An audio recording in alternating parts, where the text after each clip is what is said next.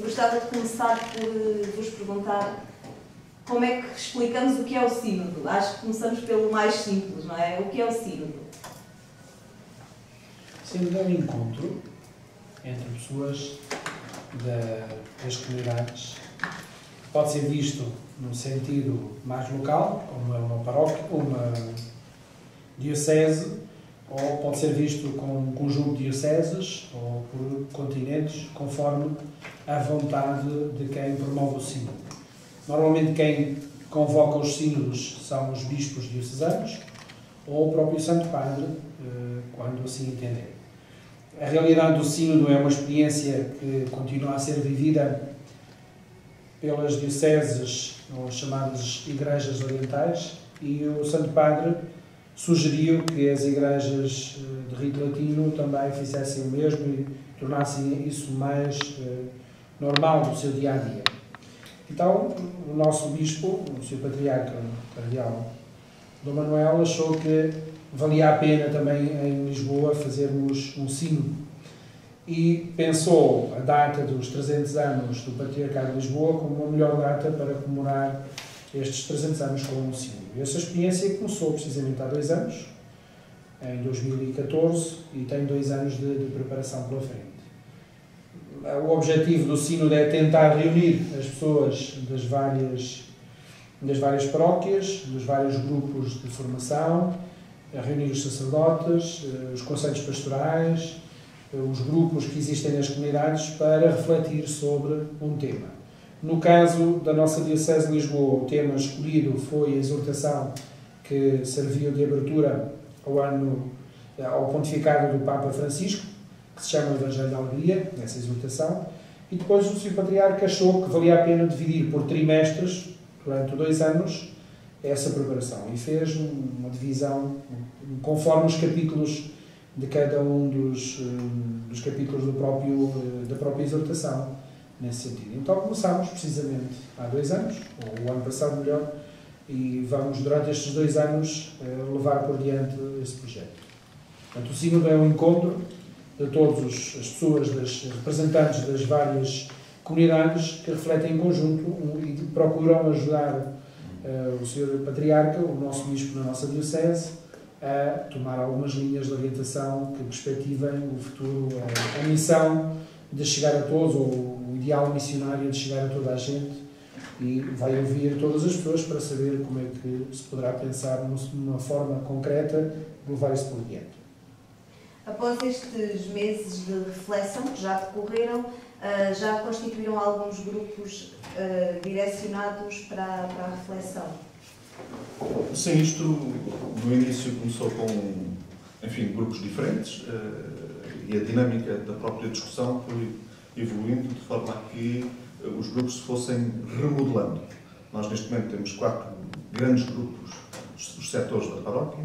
Normalmente é com esses setores que reunimos para meditar e para refletir sobre a exortação apostólica, capítulo a capítulo, e olhando sempre para aquilo que são as palavras-chave do nosso Papa, e a palavra-chave desta exortação é o Evangelho e a missão de evangelizar. É evidente que ele olha para esta missão de evangelizar sob muitos pontos de vista. Ele fala-nos da paz, ele fala-nos da importância do diálogo ecuménico, ele fala-nos da família, ele fala-nos de todos estes aspectos relacionados com a própria Eucaristia, com a forma como a Palavra de Deus deve ser espalhada e deve ser comunicada às diversas comunidades, porque nós encontramos em todas as comunidades esta necessidade. Não há comunidades completamente evangelizadas. E, portanto, isto significa um cuidado especial e neste trimestre, que estamos agora a terminar, temos estado a falar sobre a dimensão social da evangelização. E aqui é um dos aspectos cruciais relativamente a esta exortação, que é o cuidado com os frágeis, o cuidado com os pobres. E os pobres são os sem-abrigo, são os toxicodependentes, são os idosos, são os refugiados, são tantos os grupos de pobres. E esses pobres são os primeiros a necessitar da evangelização. Eles precisam do pão, precisam do abrigo, mas antes precisam da palavra de Deus, precisam do encontro connosco. E esse encontro nós só conseguimos fazê-lo. Nós só conseguimos encontrar o outro se nos encontrarmos connosco próprios. E é este sentido da exortação em que nos leva a refletir sobre este encontro connosco, o encontro com Deus. E depois preparamos para o encontro com o outro. E uma vez encontrando o outro, nós temos que conseguir estabelecer com ele um diálogo. E sem este diálogo, não vale a pena encontrarmos connosco. Portanto, ou estamos disponíveis para percebermos e caridosamente conseguirmos estar ao seu nível, sem nenhuma arrogância, mas tão somente quanto irmão para irmão, é que nós conseguimos então falar com essas pessoas. E esse é o diálogo se estabelece. E só com o diálogo é que nós depois podemos falar de Cristo. Antes disso não vale a pena. Portanto, só depois das pessoas estarem perfeitamente sintonizadas com aquilo que é a nossa humanidade na humanidade dos outros, é que é possível depois falar disso. E este capítulo em especial, que é o que nós estamos agora a tratar, falamos muito destes frágeis. E depois falamos também da importância do diálogo, porque nós encontramos sobretudo. E eu agora estou a pensar, por exemplo, em sociedades onde a cultura científica já é muito elevada, como é o caso de Carnaxide, em que nós encontramos aqui muita gente já com cursos superiores, dos mais diversos, nas diversas áreas, e depois encontramos uma dificuldade de diálogo entre o que é a fé e a razão, ou a fé e a ciência. E esta incapacidade de encontrar o diálogo entre a fé e a razão é claramente uma das razões que leva ao afastamento das pessoas. E nós não precisamos de encontrar esta via do diálogo. E já chegaram a alguma conclusão de que forma é que se pode fazer essa aproximação entre a fé e a razão? Já encontramos algumas formas e, portanto, há já alguns momentos que esperemos venham a funcionar muito brevemente, onde vamos discutir claramente só essa temática. E, portanto, está a ser preparado neste momento, ou estão a ser preparadas algumas reuniões, sobretudo com os jovens, eles é que se mostraram mais interessados nisto, porque eles, ao estudarem agora a filosofia, a matemática, de repente querem casar estas duas coisas quando elas têm tratamentos diferentes, elas são domínios e reinos diferentes, não é? E perceber que estamos a falar de duas coisas completamente distintas, que não se anulam uma à outra. Agora, que não encontram explicação uma na outra. E essa é a principal razão da nossa discussão e do nosso aprofundamento nessa matéria. Portanto, estão preparadas algumas destas coisas, já estão identificados, os grupos estão a querer trabalhar nessa matéria, mas não foi só nisso que funcionou. Portanto, isto tem sido uma dinâmica enormíssima nestes 2 anos, que não terá resultado só da ideia do sínodo e só da ideia da exortação, mas, quer dizer, também ajudou imenso. Foi a Semana Missionária, quer dizer, a Semana Missionária não podia ser alguma coisa mais dentro daquilo que é o espírito da alegria do Evangelho desta exortação. Quer dizer, foi uma semana plena, não só naquilo que foi a sua realização, mas em toda a sua preparação. A preparação, já de per si, foi um caminho extraordinário para todas as pessoas que tiveram a oportunidade de fazer isso.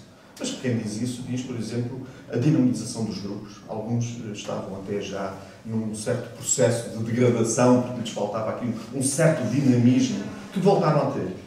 Não é? Alguns destes grupos estão de novo a acordar e a ter uma atividade muito mais forte.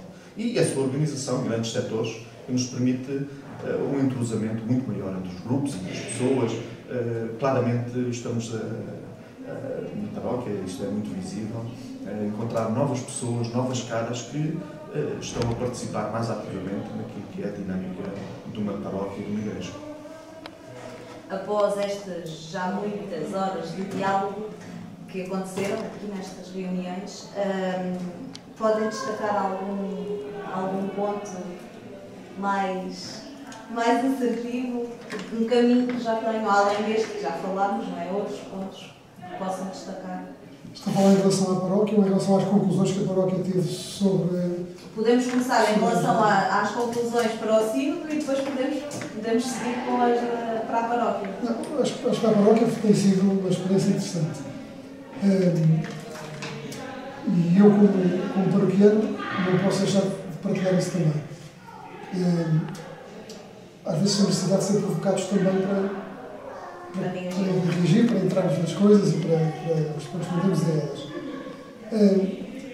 A sensação que eu tenho ao fim deste ano de trabalho em conjunto com os colegas aqui da mesa, tem sido precisamente do envolvimento das pessoas e dos grupos enquanto tal e dos setores enquanto tal na vida da comunidade. Eu acho que tem sentido isso no dia a dia. Eu, pelo menos, tenho sentido isso.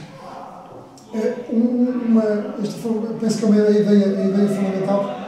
Se nós, como o Luís dizia há pouco, conseguirmos dentro da paróquia agitarmos todos uns aos outros, de certeza, quando formos para fora, estamos mais bem preparados para ir ao encontro dos outros. A exortação é interessante e pode ser este livro ou outro qualquer, porque a apresentação não é mais importante quanto é o que está dentro dele e o que podemos retirar dele, mas há diversas formas dele ser apresentado. A exortação tem uma coisa interessante. O Luís falou do Evangelho, eu agora vou dar para falar da alegria. A alegria só se vive em comunidade. E essa alegria, porque nós estamos alegres, temos necessidade de comunicar com os outros e de comunicar essa alegria. E, portanto, digamos, usar, entre aspas, a alegria do Evangelho em benefício da comunidade é o primeiro aspecto. E de falo da comunidade paroquial, falo da comunidade enquanto entidade mais vasta de cada chico, no caso, da paróquia em geral, e das pessoas que, não sendo paroquianos no sentido estrito do termo, estão no âmbito desta paróquia. Quando se falou aqui da questão de ir ao encontro, falou-se na preocupação de não só ir ouvir, mas ir escutar. Escutar é mais do que ouvir. E vou usar uma expressão interessante que eu recuperei ainda há pouco, pôr os pés na lama. Ou seja, tem que ser mesmo lá. E isto não é fácil. Não é fácil para mim e não será provavelmente fácil para outros. Este é o passo talvez mais difícil. É sermos capazes de nos colocar do outro lado. Ou estar do outro lado com os outros. Falou-se aqui numa expressão também muito utilizada, a igreja ser sedutora. E aqui o ser sedutor não é no sentido de olhar para os outros para os puxar, mas a olhar para os outros estando com eles digamos, nas dificuldades que a vida apresenta. Ninguém se salva sozinho, não é? E o anúncio do Evangelho é uma forma de nós todos percebermos que esta ideia da partilha do Evangelho, da partilha dos gestos, da partilha dos afetos, da partilha inclusive dos bens, que é uma coisa que a comunidade de Carnaxi também faz, é importante. Semear, regar e colher, dizia alguém, leva tempo.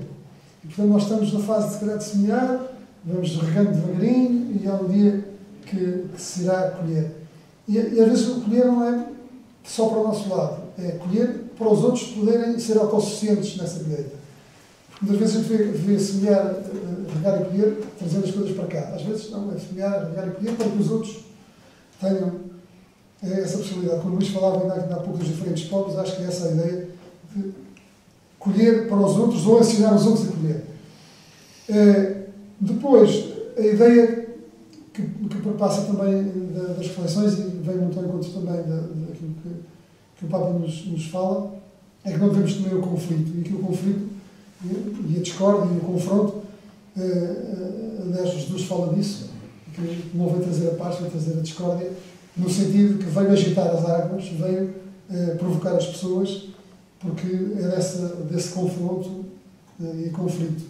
Enfim, às vezes não estamos a falar de confronto físico, estamos a falar do confronto da nossa forma de viver, da nossa forma de estar, com os desafios que o Evangelho nos coloca, que nos confronta a nós mesmos, é que pode nascer eventualmente a luz. E uma ideia central também uma ideia complementar, ou seja, uma ideia complementar que vem também deste quarto capítulo, é nós sermos capazes, e isso também não é fácil, de sermos capazes de entender os outros irmãos cristãos que têm diferentes expressões de cristianismo e mesmo as outras religiões monoteístas que nós às vezes não compreendemos assim tão bem. Portanto, queremos uma comunidade mais aberta ao diálogo, mais disponível para ajudar o próximo. Enquanto paroquianos, o que é que isto nos traz? Estar aqui a discutir estas ideias, a pensar em projetos que vão abrir a comunidade, levá-la a sair para a rua, não é?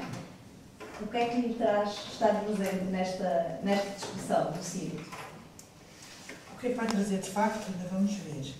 Mas que já começou a acontecer alguma coisa já. As pessoas, eu acho que as pessoas ficaram particularmente sensíveis, logo no primeiro capítulo, com a introdução, quando se falava do acolhimento e do estar disponível para acolher os outros e da igreja de portas abertas e de haver, houve uma série de sugestões que as pessoas nos diziam e repetiam e voltavam a repetir que se deveria fazer na igreja para acolher os outros. Aliás, eu acho que esse foi o ponto que as pessoas foram mais sensíveis. Acharam particularmente importante esse aspecto. E este outro são os nossos vizinhos que passam aí pela porta e que não sabem muito bem se onde entrar ou não onde, o que é que vão fazer, se entram, quem é que encontram, como é que são acolhidos, está cá alguém com um sorriso a dizer entre, estamos cá, ou se está cá alguém com uma cara a dizer estamos fechados, ou o horário já acabou, qualquer coisa dessas. As pessoas foram muito sensíveis a isso. E também, houve uma ideia engraçada, eu achei, que era, e fartaram-se de falar nisso, que era a caixinha de correio, onde cada um de nós, se precisasse de ajuda, escrevia, se tivesse vergonha de falar com alguém, escrevia, punha lá, quase que anónimo, e depois, pronto, haveria alguém, uma forma de padre, eventualmente alguém, uma forma de ser ajudado. Essa ideia fartaram-se também de falar imenso dela, como uma forma, porque há os envergonhados. Não é só a pobreza envergonhada, é também a vergonha de mostrar, a vergonha de dizer o que é que se passa, do que é que se sente, perguntar. Ouvimos, e nestes grupos, não dos setores, mas nestes grupos menos organizados, ouvimos as perguntas mais fantásticas. Como, por exemplo, eu posso rezar a qualquer hora do dia? Será que posso? Ou tenho uma hora para rezar? Ou o que é que eu rezo? Ou como é que eu rezo? Portanto, as pessoas têm estas dúvidas e às vezes têm vergonha de perguntar em público ou de escapar de alguém perguntar. Eu achei que foi uma parte muito interessante. Foi talvez a mais interessante de todas para mim, do meu ponto de vista. Foi o início de todo este processo.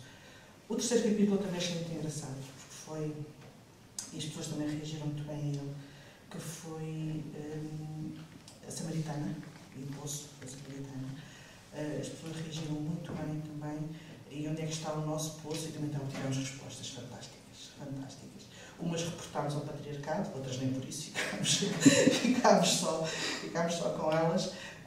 E sim, julgo que vamos tentando fazer alguma coisa, mesmo aqui dentro da igreja, para tornar tudo mais acolhedor, para estarmos mais atentos aos outros que vão passando. Posso acrescentar alguma coisa só a isto, Maria Jorge?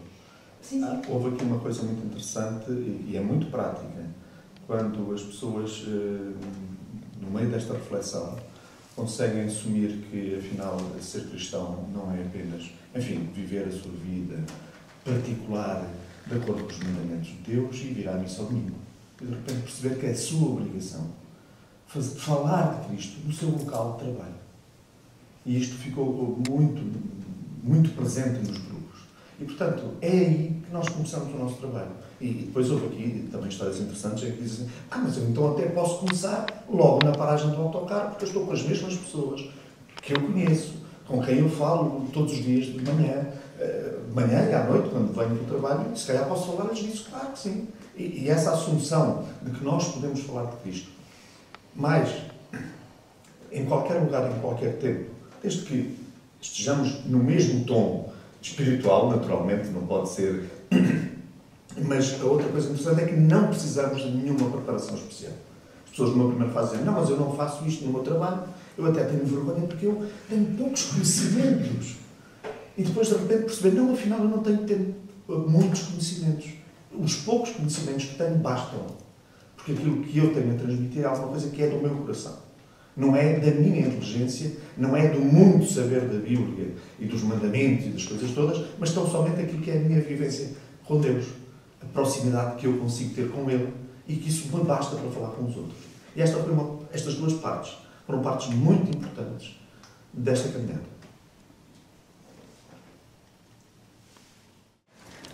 Um desafio quase nesta fase que nós estamos a viver, que é olhar para trás e perceber o que foi feito, porque nós temos vivido tão intensamente tantas atividades, tantas sugestões e procurar ir ao encontro, dar resposta a algumas das inquietações que chegam a um certo momento em que a gente olha assim e diz: e agora, diz-me lá então, como é para o futuro?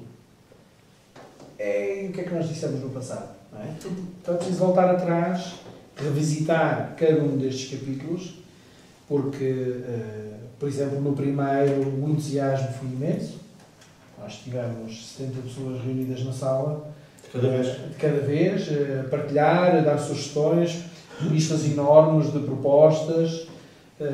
Algumas delas já começámos a dar seguimento, outras seria necessário visitar assim: estamos a fazer bem o trabalho de casa, não é? Pusemos em ordem o que era preciso pôr e agora talvez ainda haja necessidade de voltar atrás e ver algumas delas e pensar: bom, podemos ir mais longe. Outro aspecto que me parece também muito interessante é o grau de satisfação do nosso patriarca ao falar sobre isto e dizer: quando o ciclo começar, ele já acabou. No sentido que aquilo que era preciso fazer para que as paróquias começassem a desenvolver já está a acontecer. Portanto, já está aquela consciência que era necessária, já está em ato. E, portanto, agora é preciso dar alguma consistência, apresentar uma proposta mais alargada, mas, de certo modo, de facto, o sínodo já está em ato, já está em progresso, já está em crescimento. E agora, esta segunda etapa, digamos, este segundo ano de preparação, será um ano mais de olhar para trás e ver, podemos afinar este ou aquele aspecto e depois esperar pelo próprio sínodo em si, para ver as conclusões a que se chega. Mas com esta caminhada que fizemos até aqui, com estes 4 cadernos, se quisermos assim, de reflexão que foram apresentados, já temos muitas propostas para tentar implementar e pôr em ato. E depois o último aspecto, que é também o capítulo que vem a seguir, dará aquela consistência que é a vivência do Espírito, que vai, de certo modo, ajudar-nos a limar estes aspectos e a consertar aquilo que eventualmente não tenha corrido tão bem, ou que seja necessário ainda começar de novo, não é? Porque a maior maravilha da Igreja é nunca estar acabada. Não é? Nós ficamos um bocado desanimados porque temos sempre que começar de novo. Mas essa também é a sua maior maravilha, não é? No sentido que é preciso continuar sempre a adaptar-se, a rejuvenescer e como há dias até o Luís dizia, o programa que nós tivermos em termos pastorais hoje, daqui a 4 ou 5 anos, já não será o adequado. Portanto, é necessário continuar a atualizar. E o que nós temos aqui procurado fazer neste tempo é procurar o mais indicado para este momento. Daqui a 4 ou 5 anos logo se verá qual é o ponto da situação e o que é que se terá que fazer. Mas neste momento há que, de facto, encontrar uma estratégia que seja mais coerente com aquelas que são as expectativas de quem participou, e não foi uma participação tão pequena quanto isso ao longo destes encontros, e que também, de certo modo, espelha um pouco daquilo que é o desejo e a vontade que temos na nossa comunidade. Portanto, esse é um aspecto que eu acho que vale a pena frisar e dizer: bora lá, vamos a isto, está na hora de levar por diante um conjunto de iniciativas que foram sonhadas, que foram pensadas, depois de fazermos uma avaliação de todas aquelas que já concretizámos, e não são poucas. Assim, mais recentemente, de facto, foi a Semana Missionária, que acabou por trazer para a ordem do dia uma igreja em saída, que está aqui à nossa volta, com a qual nós podemos contactar, mas o trabalho que nós fizemos com os grupos de reflexão, das pessoas se conhecerem umas às outras, de não passarem despercebidas na rua ou até mesmo na própria celebração, foi importante. E agora há que dar continuidade a esse desafio. Temos essa missão para o frente. Não é? E esta equipa que tem trabalhado muito isto, refletido muito isto, que diz acabar a sua tarefa quando acabar a preparação do sínodo, logo se verá o que é que isto nos poderá trazer em termos de desafio prático para o futuro. Mas o caminho está a ser feito e a alegria do Evangelho está de facto a acontecer. E este ideal missionário de chegar a todos está representado nestas pessoas que se têm esforçado, têm dedicado e vivem também na expectativa de ver algo mais acontecer. E nós podemos ajudar a fazer acontecer esse algo mais.